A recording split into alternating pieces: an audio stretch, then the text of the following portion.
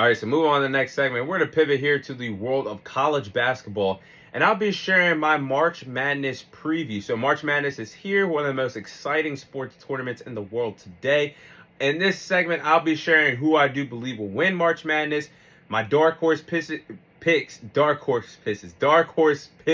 to win March Madness, and the upsets that I see happening in round 64 for March Madness. So, without further ado, my March Madness winner this year is the Florida Gators. The Florida Gators are my pick to win March Madness this year. They check all the boxes needed to win a national championship in March Madness. And the Florida Gators have passed every test with flying colors. I mean, they competed in the best conference in college basketball this year, that being the SEC Conference, that had 14 teams make March Madness this year, breaking an all-time record.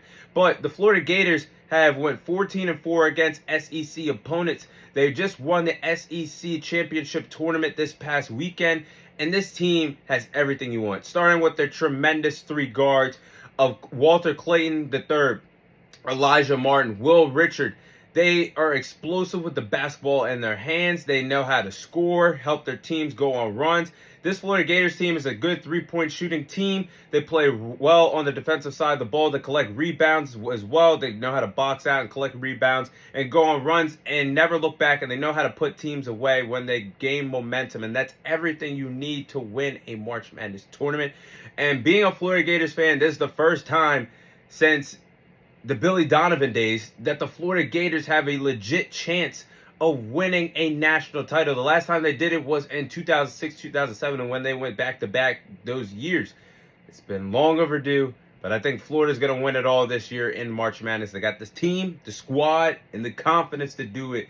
Hot as a forest fire, but the Florida Gators are my pick to win March Madness. Now, I did say the Florida Gators, and when I was putting together the podcast this week, I saw that they were the second biggest betting odds favorite, the second biggest odds favorite to win March Madness this year, behind the Blue Devil, Duke the Blue Devil. So I understand why a lot of people want Cooper Flagg, or believe that Cooper Flagg and Duke can win it all this year.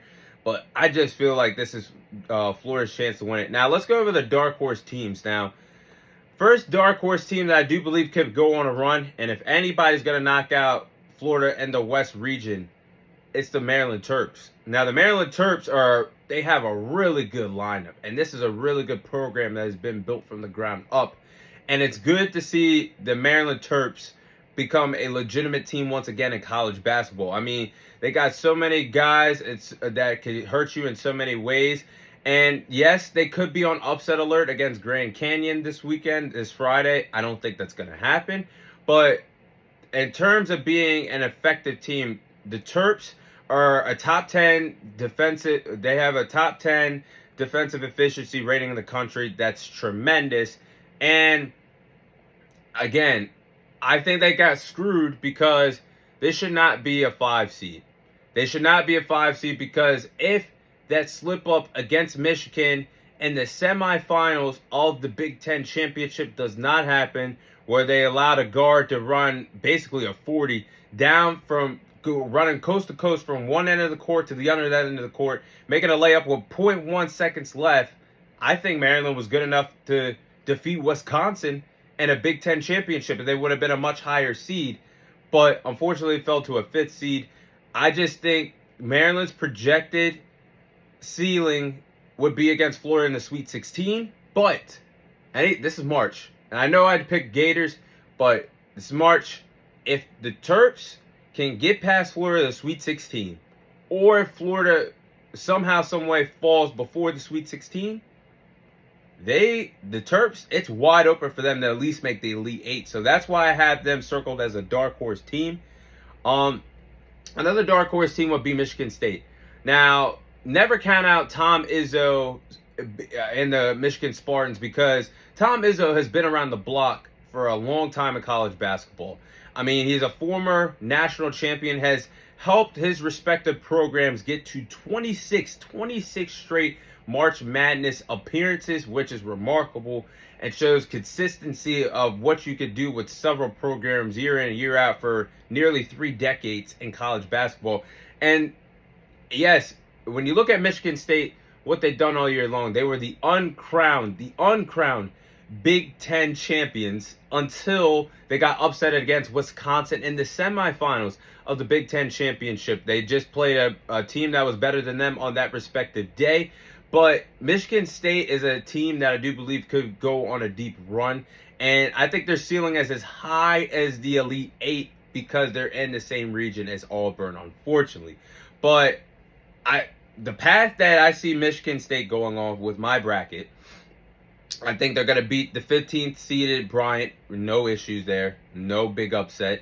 I think they'll get past Marquette in round 32 or New Mexico. Then in the Sweet 16, I think they'll get past Iowa State. And in the Elite Eight, I think their story comes to an end because they're going to run into a team, the Auburn Tigers, that have been sluggish, losing 3 out of the 4 of their last respective 4 ball games. But I feel like they're going to be revamped, retooled, coming off of a break.